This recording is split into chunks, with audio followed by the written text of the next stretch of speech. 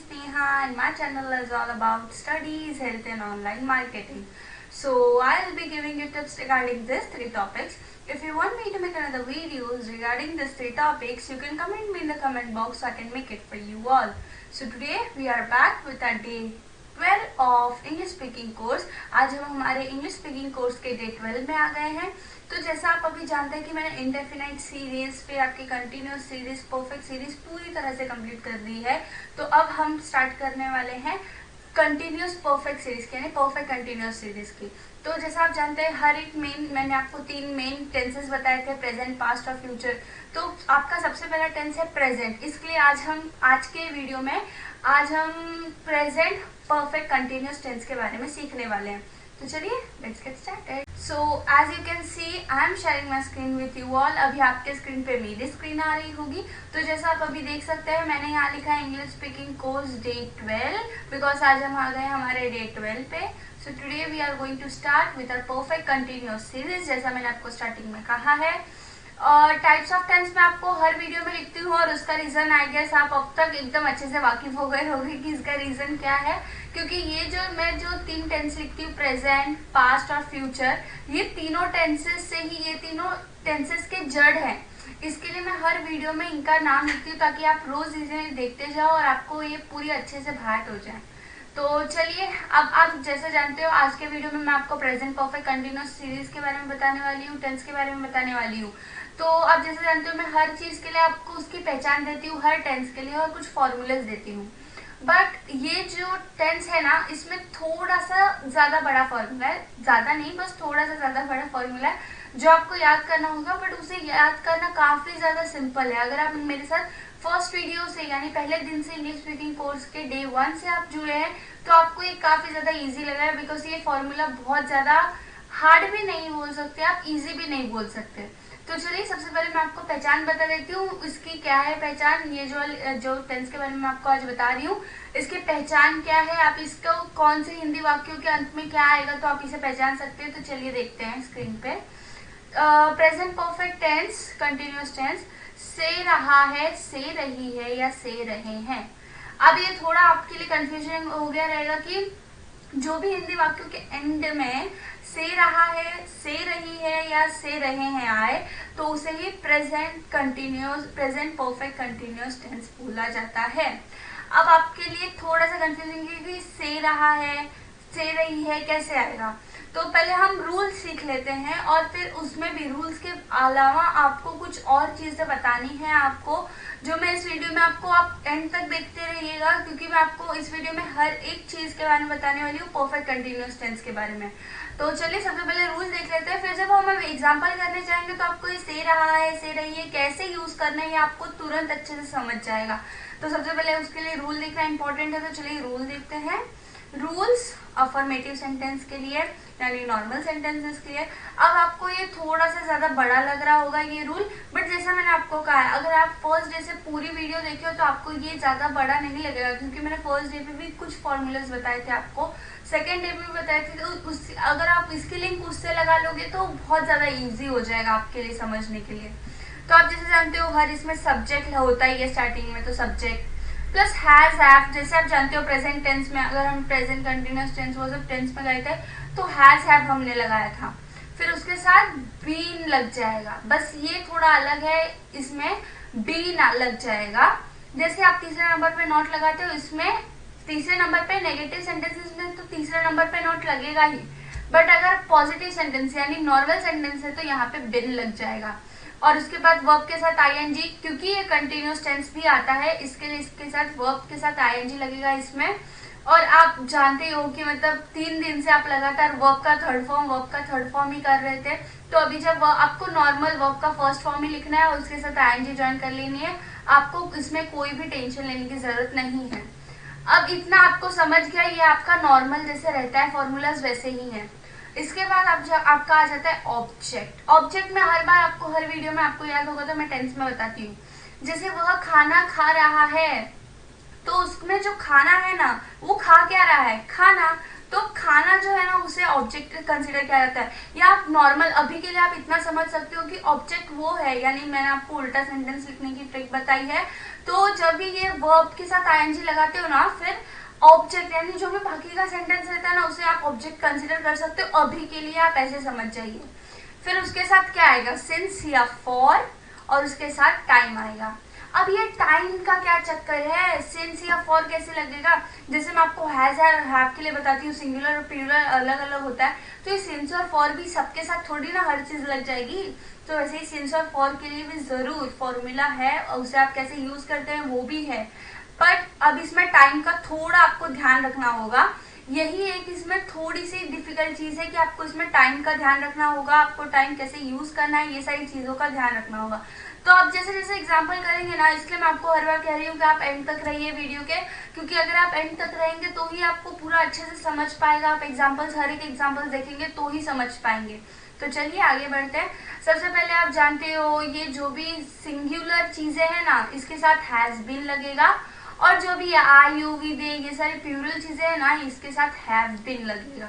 इतना आपको पता है कि सिंगुलर के साथ हैज लगता है, प्लूरल के साथ हैव लगता है। अब उसके आगे देखते हैं ये सिंस और फॉर का क्या चक्कर है। तो सिंस और फॉर आप जैसे देख सकते हो, सिंस के नीचे मैंने पर्टिकुलर टाइम यानी पक्का समय लिखा है।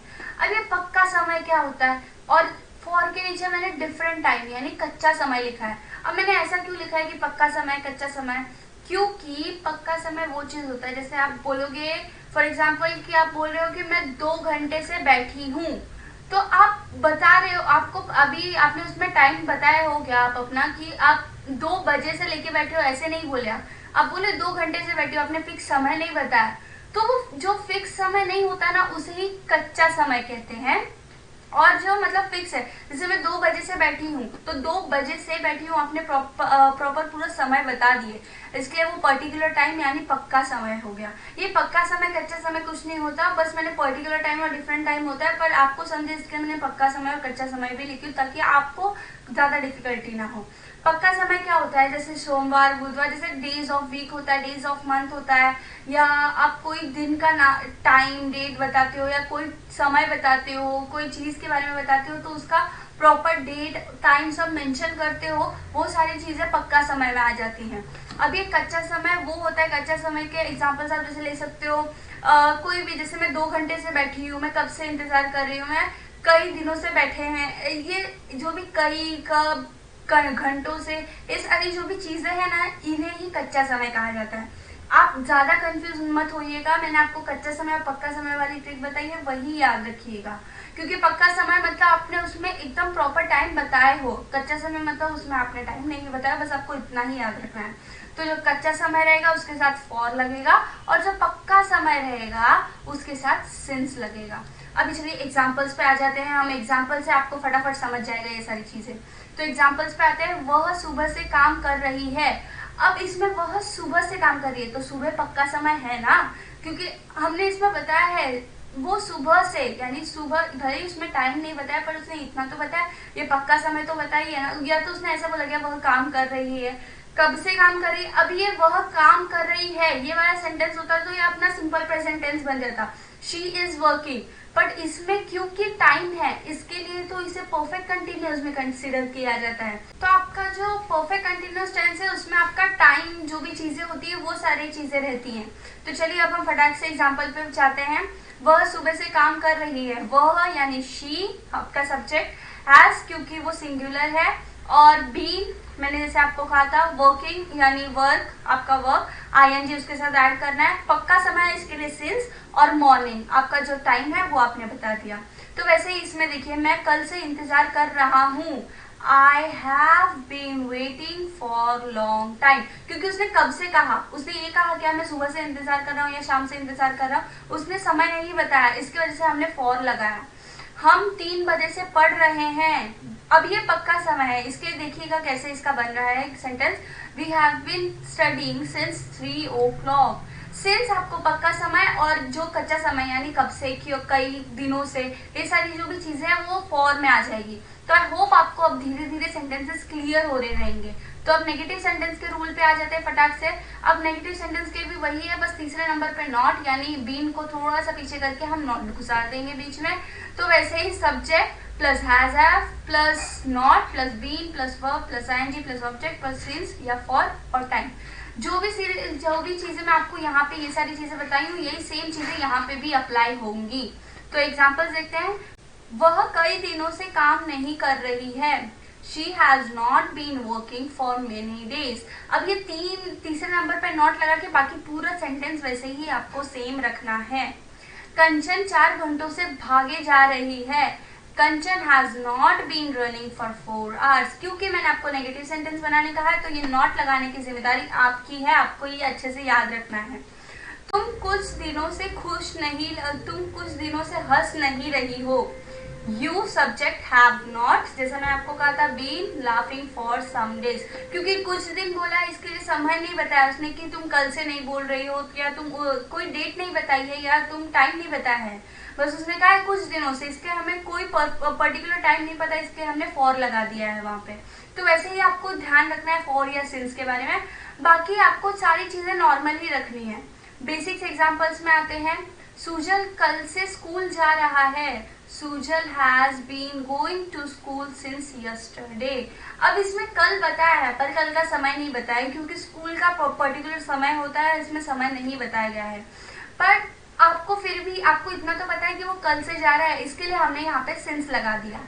तो वह सोमवार से कुछ नहीं बोल रहा है, ये भी एक फिक्स टाइम है, तो इसके लिए यहाँ पे लिखा है he has not been speaking since Monday. अब आपको इंटरोगेटिव का तो पता ही है कि हैव पहले डालना है और फिर बाकी का सेंटेंस सेम। तो यहाँ पे जैसे लिखा है, क्या तुम 26 से क्लासेस जा रहे हो। Have you been going to classes since 26, क्योंकि यहाँ पे डेट दिया है प्रॉपर, इसके हम सिंस लगा दिया। तो आई होप कि आपको ये पूरा एग्जाम्पल्स अच्छे से समझ गए होंगे और पूरा ये जो प्रेजेंट परफेक्ट कंटिन्यूअस सीरीज है, ये पूरी अच्छे से आपको ऐसे ही समझती रहेगी। That's my promise to you. अगर आपको उसके अलावा भी कोई भी डाउट हो तो आप मुझे कमेंट कर सकते हो। तो यहाँ पे आप बेसिक प्रैक्टिस जैसा आप जानते हैं मैं हर बार देती हूँ। अब ये बेसिक प्रैक्टिस में मैंने present tense and simple present tense, जो भी प्रेजेंट टेंस के जितने भी 4 फॉर्म मैंने सिखाया है वो पूरे इसमें है। थोड़ा जंबल करके दिया है, बट आपको थोड़ी सी परेशानी होगी, वरना अगर आप ध्यान से करोगे इसे सॉल्व तो ये बहुत ज़्यादा ईजी है। आप फटक से इसका स्क्रीनशॉट ले लीजिएगा और इसे दिन भर सॉल्व कीजिएगा। साथ ही साथ आई होप आपने इसका स्क्रीनशॉट ले लिया होगा और साथ ही साथ आप इसका भी स्क्रीनशॉट ले लीजिएगा, ये भी आपके लिए उतना ही हेल्पफुल रहेगा।